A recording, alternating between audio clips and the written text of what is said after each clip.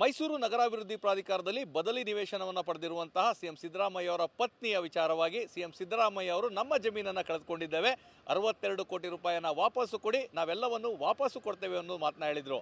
ಅದರ ಬೆಲೆ 25 ಲಕ್ಷ. ಯಾಕೆ 62 ಕೋಟಿ ಕೊಡಬೇಕು ಅನ್ನೋದು RTI ಕಾರ್ಯಕರ್ತ ಗಂಗರಾಜು ಅವರ ಪ್ರಶ್ನೆ. ಈ ಬಗ್ಗೆ ಮಾತಾಡಲಿಕ್ಕೆ ಅವರೇ ಸ್ವತಃ ನಮ್ಮ ಜೊತೆಗಿದ್ದಾರೆ. ಸರ್, ಸಿಎಂ ಸಿದ್ದರಾಮಯ್ಯ ಅವರು 62 ಕೋಟಿ ಕೊಡಿ, ನಮ್ಮ ಜಮೀನು ಕಳ್ಕೊಂಡಿದ್ದು ವಾಪಸ್ ಕೊಡ್ತೀವಿ ಅಂತ ಹೇಳಿದರೆ, ತಾವು ನೋಡಿದ್ರೆ 25 ಲಕ್ಷ ಬೆಲೆ ಅಂತಾರೆ, ಹೇಗೆ ಇದು ಅಂತ? ಸರ್, ಸನ್ಮಾನ್ಯ ಸಿದ್ದರಾಮಯ್ಯನವರು 2018ರಲ್ಲಿ ಚುನಾವಣೆಗೆ ನಿಂತಾಗ ಆವಾಗ ಅಫಿಡೇವಿಟಲ್ಲಿ ಅವರೇ ಸಲ್ಲಿಸಿದ್ದಾರೆ. ಈ ಏನು ಕೆಸರೆ ಗ್ರಾಮದ 464 ಸರ್ವೆ ನಂಬರಲ್ಲಿ 3 ಎಕರೆ 16 ಕುಂಟೆ ಜಮೀನು ನಮ್ಮ ಪತ್ನಿಗೆ ಅವರಣ್ಣ ಗಿಫ್ಟ್ ಕೊಟ್ಟಿರೋದು ಹೊರತು ಪರ್ಚೇಸಿಂಗ್ ಕಾಸ್ಟು 0 ಅಂತ ಮೆನ್ಷನ್ ಮಾಡ್ಕೊಂಡಿದ್ದಾರೆ. ಅದ್ರ ಹೊರತು ಬಂದು 25 ಲಕ್ಷ ಅಂತ ಮೆನ್ಷನ್ ಮಾಡಿರೋ ಸ್ವಾಮಿ. ಇವರು ಈಗ ಒಂದು 62 ಕೋಟಿ ಕೊಡಿ ಅಂತ ಹೇಳ್ಬಿಟ್ಟು ಕೇಳ್ತಾರಲ್ಲ ಒಬ್ಬ ಮುಖ್ಯಮಂತ್ರಿಗಳು, ನಾವೇನು ಹೇಳಬೇಕು ಇವಾಗ? ಹಾಗೆ ಮುಂದುವರೆದು 2023ರಲ್ಲಿ ಎಲೆಕ್ಷನ್ ಚುನಾವಣೆ ಇಲ್ಲಿ ಅಫಿಡೇವಿಟ್ ಮತ್ತೆ ಸಲ್ಲಿಸಿದ್ದಾರೆ ಸ್ವಾಮಿ. ಅದರಲ್ಲಿ ಏನು ಸಲ್ಲಿಸಿದ್ದಾರೆ? ಆ ಜಮೀನು ಸಲ್ಲಿಸಿಲ್ಲ. ಈಗೇನು ಮೂಡಾ ಪ್ರಾಧಿಕಾರದಿಂದ ಏನು 14 ನಿವೇಶನಗಳು ಖರೀದಿ ಮಾಡಿದಾರೋ ಕೊಟ್ಟಿದ್ದಾರೋ ಅದರಲ್ಲಿ ಡಿಕ್ಲೇರ್ ಮಾಡ್ಕೊಂಡಿದ್ದಾರೆ ಸ್ವಾಮಿ. ಆ ಡಿಕ್ಲೇರ್ ಮಾಡಬೇಕು ಪರ್ಚೇಸ್ ಕಾಸ್ಟು 0 ಅಂತ ಹೇಳಿದ್ದಾರೆ ಸರ್. ಹಾಗಾಗಿ ಅದನ್ನು ಹೊರತು ಬಂದು 8 ಕೋಟಿ 30 ಲಕ್ಷ ಏನೋ ಹೇಳಿದ್ದಾರೆ ಸರ್.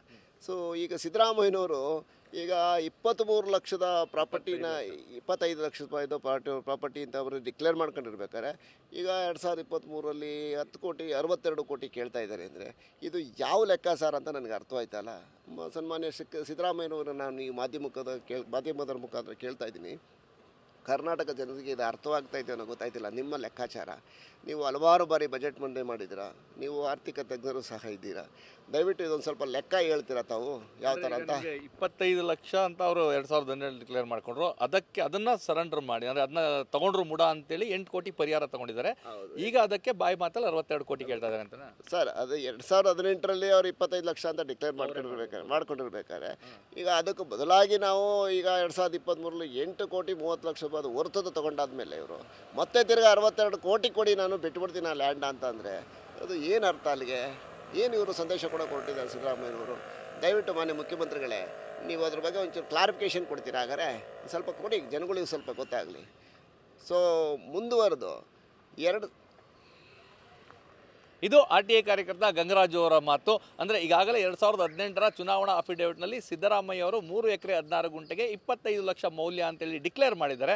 ಅದಾದ ನಂತರ 2023ರಲ್ಲಿ 8 ಕೋಟಿಯನ್ನು ಪರಿಹಾರ ರೂಪವಾಗಿ ಮುಡಾದಿಂದ ನಿವೇಶನಗಳನ್ನ ಪಡ್ಕೊಂಡಿದ್ದಾರೆ.